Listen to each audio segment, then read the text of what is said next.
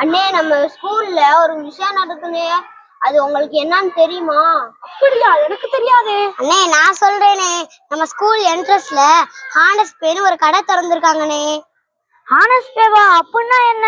Honest பே கடைனா ஒண்ணு இல்லடா, அது நம்ம தேவையான பேனா பென்சில் எல்லாமே இருக்கும்டா.